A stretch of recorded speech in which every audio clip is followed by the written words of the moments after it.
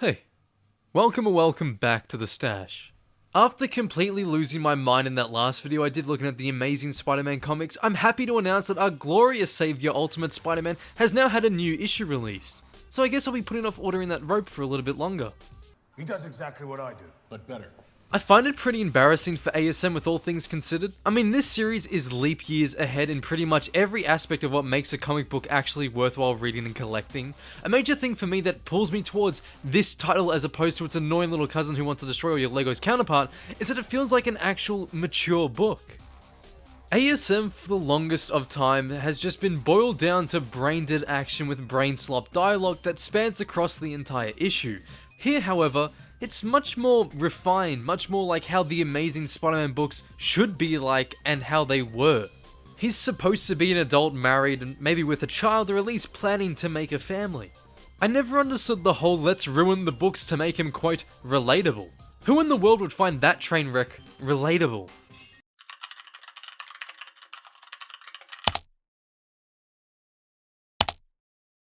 Oh. Makes sense. Anyway, join us today as we go over the latest installment of the best modern Spidey book, Ultimate Spider-Man Issue 7. But before we get into that, I just want to let you all know that we are trying to reach 3,000 subscribers before the end of the month. I know it's a huge ask, but with your help, I know we can do it. So if you're new around here and like Spidey or just comic content in general, feel free to stick around and maybe hit that subscribe button. But with all that being said, let's get straight back into the video.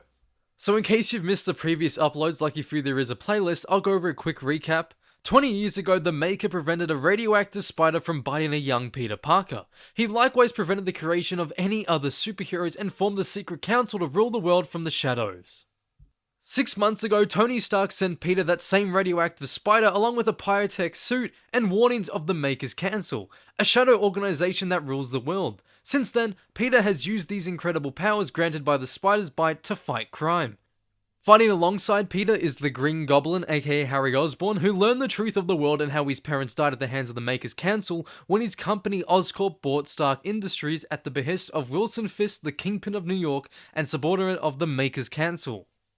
Now our story begins with Peter, Harry and Oscorp employee Otto Octavius doing some much needed research and testing about their new suits, considering both of them came from Tony Stark's equipment. Through Otto's procedures, he has identified Harry's suit to be a dedicated piece of very sophisticated hardware. Obviously coming from someone like Stark, it was flawlessly curated. With Peter's picotech suit, however, it's a bit more complicated. It's highly adaptable, transformative, and in short, it's going to take a little bit more time to properly figure out what exactly it's all about, so Otto takes a sample of it. Otto also mentions that both suits run on the same network, granted they don't have to, and if allowed can be more independent. While they do, however, they're subjected to network commands, which was seen when Harry shut down Peter's suit during their first encounter. He continues and says that the amazing thing about the suits is that up until now, they've both been operating with its own kind of safe mode. When free of the restrictions, they actually have an onboard AI, which has no limits to what it can do, ranging from combat analysis, life support, any kind of higher function problem solving, and much, much more. All they have to do is just turn them off, and then give them a profile. This is where it becomes more and more clear that these are Stark suits because the profile in a sense is just like Jarvis, however with the help of enough valuable data and information about a person, the suit would be able to replicate their voice and personality as its own base level consciousness, if that makes any sense. Otto being Otto already prepared several profiles of some of history's most influential people like Abraham Lincoln or even Gandhi. He asks Peter who he'd like and he replies with the simple, well, I like to talk to myself. Of course, the suit is so advanced that it can even scan the host's brain patterns to create a profile, so that's no problem at all. Now for Harry, he picks his deceased father, Norman Osborn. We all know that this is a horrible idea, especially given what this Norman is like, and to have his presence be constantly in Harry's head, it can only lead to disaster. I even love the small detail within the artwork with how every time you can sense this, eeriness towards Harry's mental state, a slow darkness slowly consumes the panel. It was super clear in issue 1, and I'm glad to see this pattern continue throughout the book.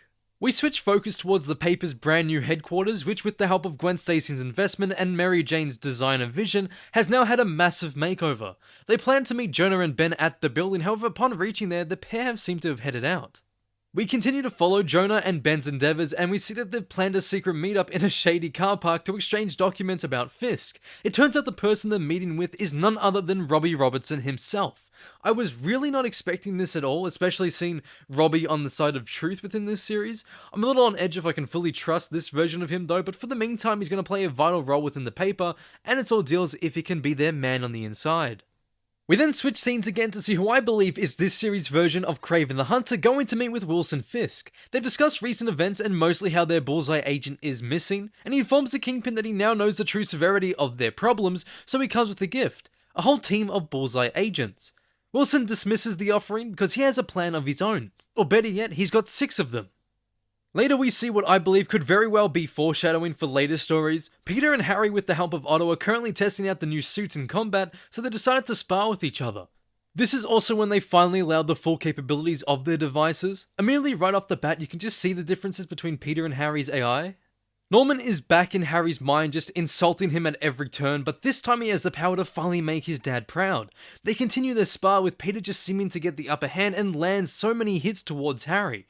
All he can hear is just insult after insult by Norman Osborn until he just finally snaps and unleashes a mega blast upon Peter. He asks his dad how he did, and he only gets in return a cold acceptable.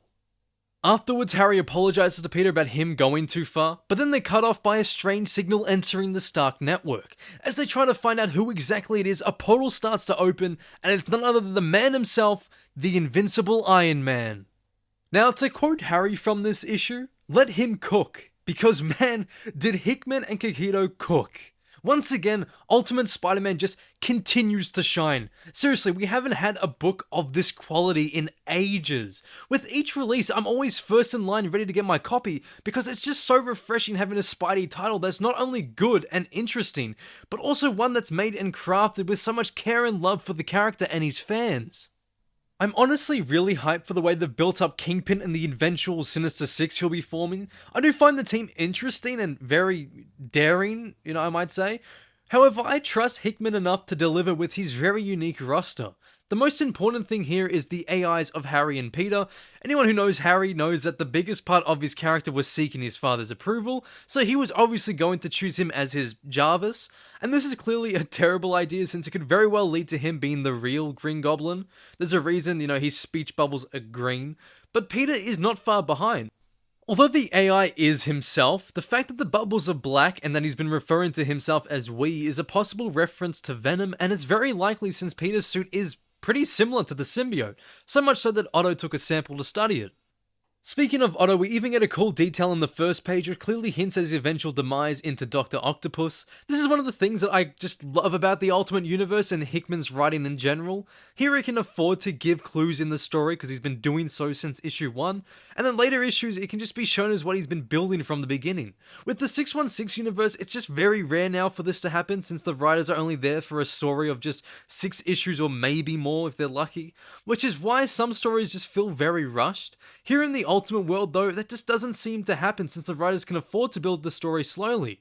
It's why I was so confused by the criticisms of the previous issues in the series, because it was very clear that this entire world Marvel is building is being handled with so much care by the writers, and the issues are there for a sole purpose of world and character building, and they're vital to any story's success. And I know that Kikito returned last month, but each issue he does is just so well done that I have to praise it. The art direction in general here is just fantastic. Say that again? Especially Wilson's colouring, it just comes together perfectly, creating a really scenic yellowish brown skies, and the building colour schemes for MJ Gwen and Peter Harry's training sections were just perfect. It all came together so nicely, and the atmosphere it created was insane. I have to also quickly mention that the action scenes are once again penciled to perfection. I seriously adore the way that he's able to make you feel the sheer power of each battle, each strike, and even the glare upon the two fighting. There's so much to unpack in this issue that it can just easily be seen as praising this purely for how much is shoved in, but the major reveals here have been built up from each month in such a good way, and this was more just a reward for all their hard work. Also, the issue does the best at balancing the Ben, Jonah, and MJ Gwen stuff while putting the Peter and Harry stuff and the Maker's plot at the forefront. Hickman and his team have once again delivered us yet another amazing entry into the Ultimate Spider-Man series, and the best way I could describe it would be that it's simply the perfect start to a new story, and overall, a perfect issue. But that is it for today. Thank you guys so much for watching. If you have enjoyed, please like, comment, and subscribe if you haven't already, because here, any support means so much. I'd love to hear what you thought of this issue down below in the comment section. We can start a conversation. Be sure to tune in next time. Same web time, same web channel. Thank you guys again for watching, and see you in the next one.